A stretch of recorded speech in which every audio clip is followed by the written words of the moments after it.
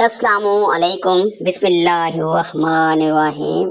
آج میری ویڈیو کا عنوان ہے فرعونیوں پر لگاتار 5 عذاب۔ جب حضرت موسیٰ علیہ السلام کا عصا اژدہا بن کر جادوگروں کے سانپوں کو نگل گیا تو جادوگر سجدے میں گر کر ایمان لائے، مگر فرعون اور اس کے متبعین نے اب بھی ایمان قبول نہیں کیا، بلکہ فرعون کا کفر اور اس کی سرکشی اور زیادہ بڑھ گئی، اور اس نے بنی اسرائیل کے مومنین اور حضرت موسیٰ علیہ السلام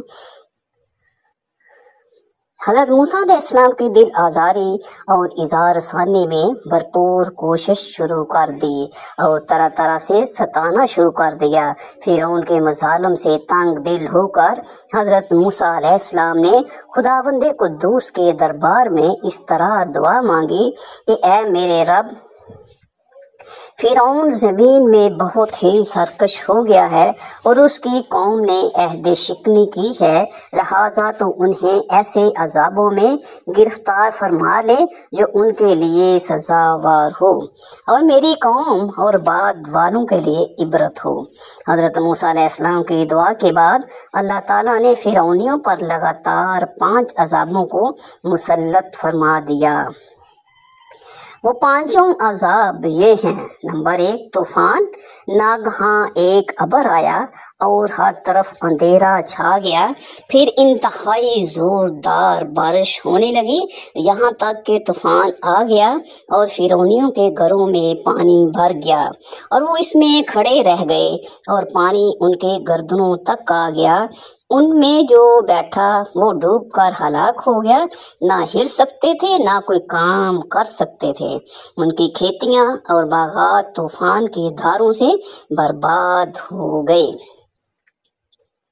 سینچر سے سینچر تک مسلسل 7 روز تک وہ لوگ اس مصیبت میں مبتلا رہے، اور باوجودی کے بنی اسرائیل کے مکانات فرعونیوں کے گھروں سے ملے ہوئے تھے، مگر بنی اسرائیل کے گھروں میں سیلاب کا پانی نہیں آیا اور وہ نہایت ہی امن و چین کے ساتھ اپنے گھروں میں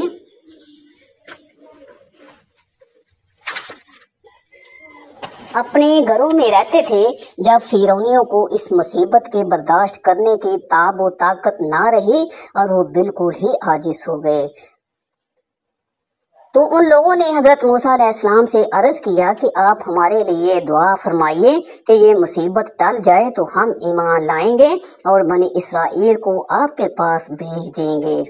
چنانچہ آپ نے دعا مانگی تو طوفان کی بلا ٹل گئی اور زمین میں ایسی سرسبزی اور شادابی نمودار ہوئی کہ اس سے پہلے کبھی بھی دیکھنے میں نہ آئی تھی۔ کھیتیاں بہت شاندار ہوئیں اور گلوں پھلوں کی پیداوار بے شمار ہوئی۔ یہ دیکھ کر فرعونی کہنے لگے، یہ تو طوفان کا پانی تو ہمارے لیے بہت بڑی نعمت کا سامان تھا۔ پھر وہ اپنے عہد سے پھر گئے اور ایمان نہیں لائے، اور پھر سرکشی اور ظلم و عصیان کی گرم بازاری شروع کر دی۔ دوسرا عذاب، ٹڈیاں۔ 1 ماہ تک تو فرعونی نہایت عافیت سے رہے، لیکن جب ان کا کفر، تکبر اور ظلم و ستم پھر بڑھنے لگا تو اللہ تعالیٰ نے اپنے قہر و عذاب کو ٹڈیوں کی شکل میں بھیج دیا کہ چاروں طرف سے ٹڈیوں کے جھنڈ آئے جو ان کے کھیتوں اور باغوں کو، یہاں تک کہ ان کے مکانوں کی لکڑیاں تک کو کھا گئیں، اور فرعونوں کے گھروں میں یہ ٹڈیاں بھر گئیں جس سے ان کا سانس لینا مشکل ہو گیا۔ مگر بنی اسرائیل کے مومنین کے کھیت اور باغ اور مکانات ان ٹڈیوں کی یلغار سے بالکل محفوظ رہے۔ یہ دیکھ کر فرعونیوں کو بڑی عبرت ہو گئی، اور آخر اس عذاب سے تنگ آ کر پھر حضرت موسیٰ علیہ السلام کے آگے عہد کیا کہ آپ اس عذاب کے دفع ہونے کے لیے دعا فرما دیں تو ہم لوگ ضرور ایمان لے آئیں گے اور بنی اسرائیل پر کوئی ظلم و ستم نہ کریں گے۔ چنانچہ آپ کی دعا سے 7ویں دن یہ عذاب بھی ٹل گیا اور یہ لوگ پھر 1 ماہ تک نہایت ہی آرام اور راحت میں رہے، لیکن پھر عہد شکنی की और ईमान नहीं लाए, उन लोगों के कुफर और असयान में फिर इजाफा होने लगा। हजरत मूसा अलैहिस्सलाम और मोमिनीन को इज़ाएं देने लगे और कहने लगे कि हमारी जो खेतियाँ और फल बच गई हैं वो हमारे लिए काफ़ी हैं, लिहाजा हम अपना दीन छोड़कर ईमान नहीं लाएंगे। गरज 1 माह के बाद फिर उन लोगों पर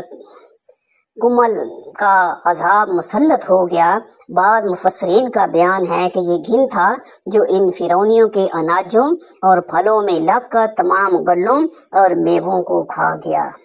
और बाद मुफस्सरीन ने फरमाया कि ये एक छोटा सा कीड़ा था जो खेतों के तैयार फसलों को चट कर गया और उनके कपड़ों में घुसकर उनके चमड़ों को काट काट कर उन्हें मुर्ग बसमिल की तरह तड़पाने लगा, यहाँ तक कि उनके सर के बालों, दाढ़ी, मूछों, भुओं, पलकों को चाट चाट कर और चेहरों को काट काट कर उन्हें चीचिकरू बना दिया। ये कीड़े उनके खानों, पानियों और बर्तनों में घुस जाते थे, जिससे ये लोग ना कुछ खा सकते थे ना कुछ पी सकते थे,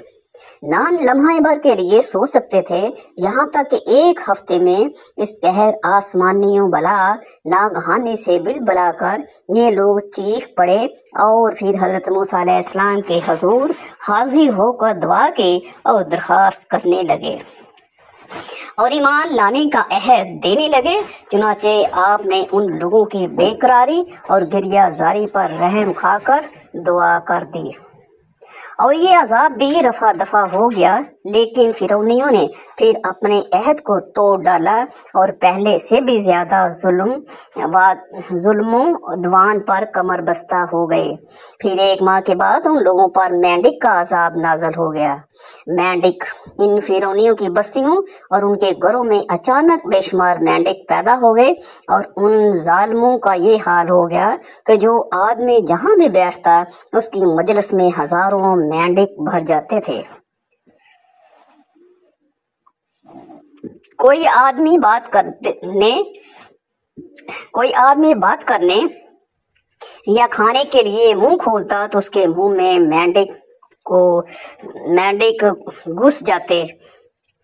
हांडियों में मेंढक, उनके जिस्म पर सैकड़ों मेंढक सवार रहते। उठने, बैठने, लेटने, किसी हालत में भी मेंढकों से निजात नहीं मिलती थी। इस अजाब से फिरौनी रो पड़े और फिर रोते गिड़गिड़ाते हजरत मूसा अलैहिस्सलाम की बारगाह में दुआ की।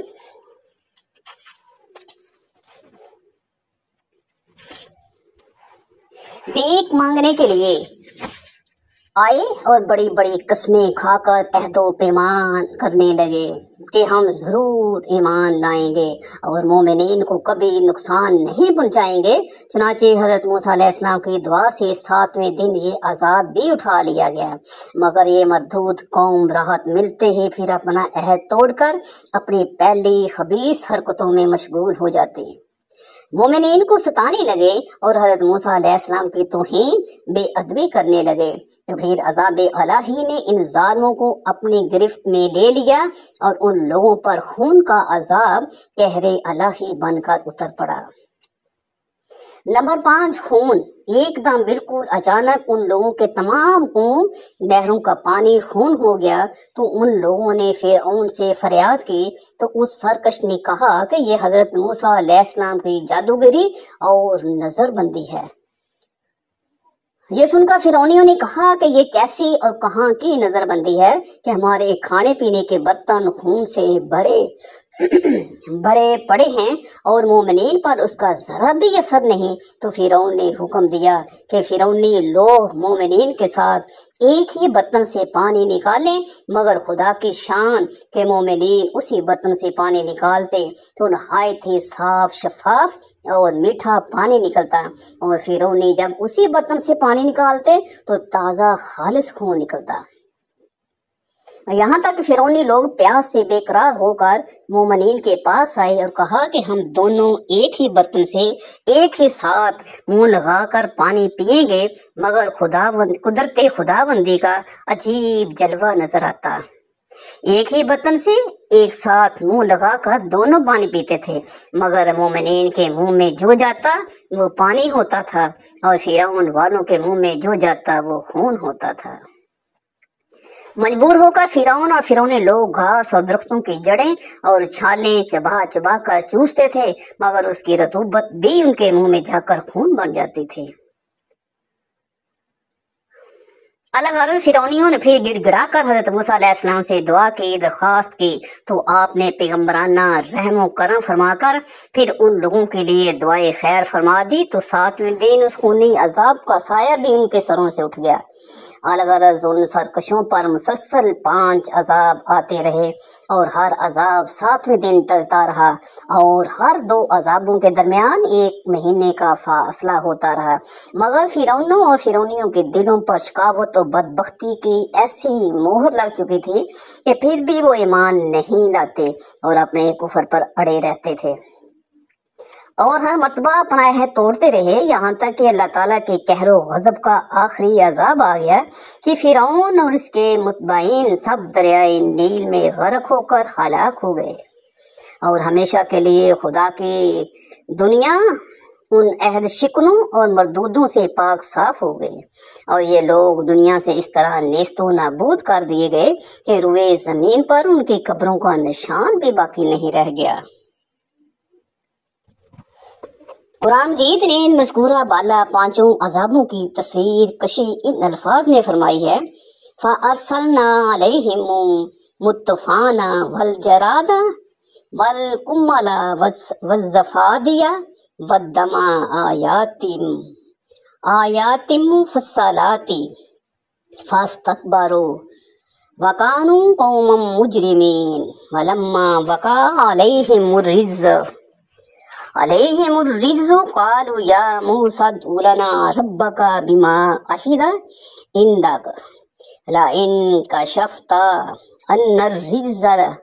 لَنُؤْمِنَنَّ لَكَ وَلَنُرْسِلَنَّ مَعَكَ بَنِي إِسْرَائِيلَ فَلَمَّا كَشَفْنَا عَنْهُمُ الرِّجْزَ إِنَّ أَجَلٍ هُمْ بالغوه إِذَا هُمْ يَنكُثُونَ فَانْتَقَمْنَا مِنْهُمْ فَأَغْرَقْنَاهُمْ فِي الْيَمِّ بِأَنَّهُمْ كَذَّبُوا بِآيَاتِنَا وَكَانُوا عَنْهَا غَافِلِينَ۔ اس کا ترجمہ اس طرح ہے: تو بھیجا ہم نے ان پر طوفان اور ٹڈی اور گھن اور مینڈک اور خون، جدا جدا نشانیاں، تو انہوں نے تکبر کیا اور وہ مجرم قوم تھی، اور جب ان پر عذاب پڑتا تو کہتے: اے موسیٰ، ہمارے لیے اپنے رب سے دعا کرو اس عہد کے سبب جو اس کا تمہارے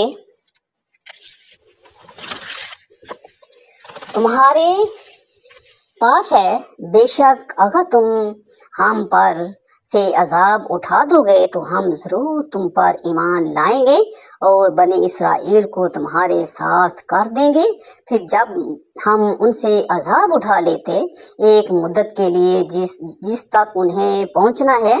جبھی وہ پھر جاتے تو ہم نے ان سے بدلہ لیا تو انہیں دریا میں ڈبو دیا،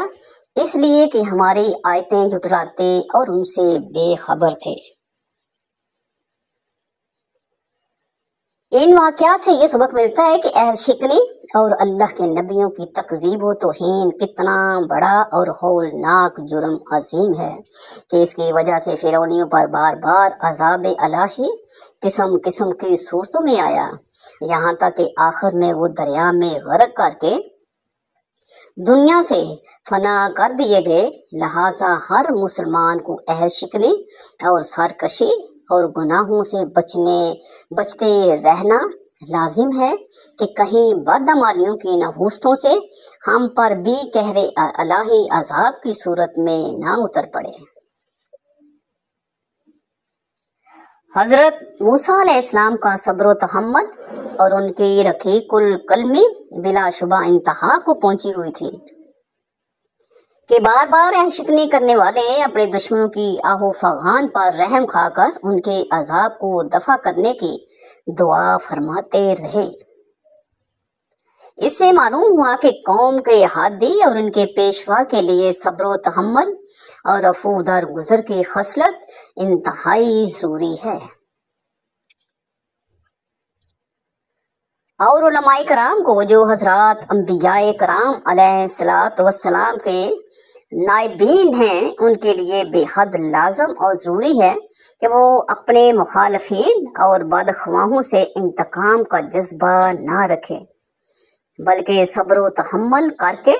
اپنے مجرموں کو بار بار معاف کرتے رہیں، کہ یہ حضرت موسیٰ علیہ السلام کی مقدس سنت بھی ہے، اور ہمارے نبی آخر زمان صلی اللہ علیہ وسلم کا تو یہ ایک بڑا ہی خاص اور خصوصی درجہ امتیاز ہے کہ آپ نے کبھی بھی اپنی ذات کے لیے اپنے دشمنوں سے کوئی بھی انتقام نہیں لیا، بلکہ ہمیشہ ان کو معاف فرما دیتے تھے، اور یہ آپ کے مقدس تعلیم کا بہت ہی تابناک اور درخشاں ارشاد ہے۔ کسی من قطع کا وافو امن ظلم کا وَأَحْسِنُوا إِلَى مَنْ أَسَاءَ إِلَيْكَ، یعنی تم سے جو تعلق کاٹے تم اس سے تعلق جوڑو، اور جو تم پر ظلم کرے اس کو معاف کر دو، اور جو تمہارے ساتھ برا برتاؤ کرے تم اس کے ساتھ اچھا سلوک کرو۔ حضرت شیخ سعدی رحمۃ اللہ علیہ نے اسی حدیث کی ترجمانی کرتے ہوئے ارشاد فرمایا کہ بدی رابدی سہل باشد جزا، اگر مردی احسنو الی من اسا، یعنی برائی کا برا بدلہ دینا تو بہت آسان ہے، لیکن اگر تم جوان مرد ہو تو برائی کرنے والے کے ساتھ بھلائی کریں۔ آمین ثم آمین۔ اللہ تعالیٰ مجھے اور سننے والے کو اللہ تعالیٰ کے حکم اور حضور پاک صلی اللہ علیہ وسلم کی سنت کے مطابق چلنے کی توفیق عطا فرمائے۔ آمین ثم آمین۔